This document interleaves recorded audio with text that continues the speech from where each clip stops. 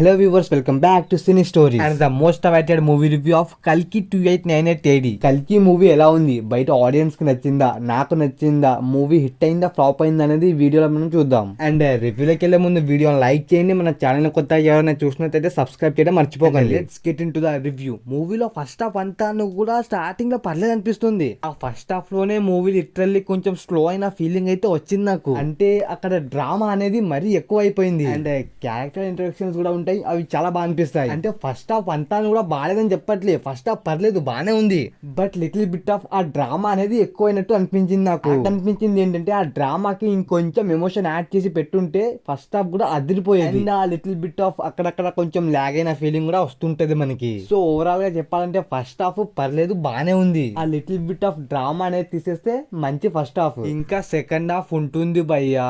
Second half లో ఉండే ఆ యాక్షన్ సీన్స్ లకు మాత్రం లిటరల్లీ గూస్ బంప్స్ వస్తుంటాయి మనకు.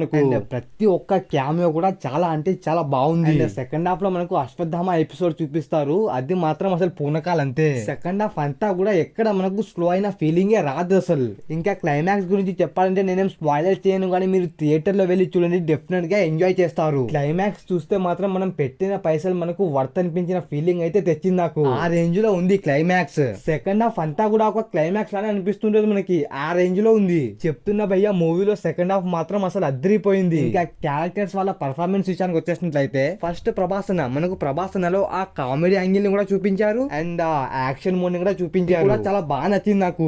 Next Amitabh Bachchan sir, literally చెప్తున్నా, అమితాబ్ బచ్చన్ సార్ మాత్రం అశ్వత్థామ క్యారెక్టర్ లో దూరిపోయింది. అశ్వత్థామ క్యారెక్టర్ లో పర్ఫార్మెన్స్ మాత్రం ఇచ్చి పడేశాడు. అంటే తను ఎంత పెద్ద యాక్టర్, తన యాక్టింగ్ స్కిల్ గురించి మన అందరికీ తెలిసిందే. అంటే దీపిక పడుకునే కూడా తన క్యారెక్టర్ ని తను ఫుల్ఫిల్ చేసింది, చాలా బాగా యాక్ట్ చేసింది. దీపిక పడుకునే తన వంతు తను పర్ఫార్మెన్స్ చేసింది. అండ్ చిన్న చిన్న క్యామియోస్ కూడా ఉంటాయి, అవి కూడా మనకు చాలా బాగా అనిపిస్తాయి. ఓవరాల్ గా చెప్తున్నా భయ్యా, ఇది 100% వెళ్ళి థియేటర్ లో చూడాల్సిన మూవీ ఇది. ఎందుకంటే ఆ విజువల్స్, విఎఫ్ఎక్స్ లిటరల్లీ చాలా అంటే చాలా బాగా అనిపిస్తాయి మనకు. బ్యాక్గ్రౌండ్ మ్యూజిక్ అక్కడక్కడ కొన్ని చోట్ల పర్లేదు అనిపిస్తుంది. జస్ట్ ఫస్ట్ హాఫ్ లో ఆ లిటిల్ బిట్ ఆఫ్ స్లో అయిన ఫీలింగ్ వస్తుంది, అది ఒక్కటి తప్పిస్తే చాలా మంచి మూవీ ఇది. మీరు థియేటర్ లో వెళ్ళి ఎంజాయ్ చేయాల్సిందే ఈ మూవీని. ఎస్పెషల్లీ ఆ సెకండ్ హాఫ్ మాత్రం ఇంకా నో వర్డ్స్ టు సే.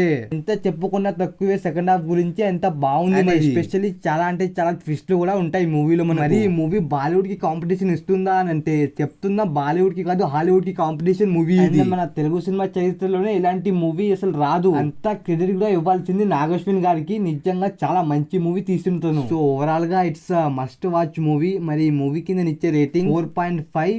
మళ్ళీ టికెట్స్ బుక్ చేసుకోండి, లేదంటే దొరకడం కూడా కష్టం. నేనైతే ఇంకొక 2-3 టైమ్స్ డెఫినెట్ గా చూస్తా ఈ మూవీ. అండ్ సో ఓవరాల్ గా దిస్ ఇస్ ద కల్కి మూవీ రివ్యూ. అండ్ వెళ్తూ వీడియోని లైక్ చేయండి, మన ఛానల్ ని సబ్స్క్రైబ్ చేసి కొంచెం సపోర్ట్ చేయండి, ఓకేనా? కల్కి మూవీని మీరు చూసారో లేదో కింద కామెంట్ చేయండి.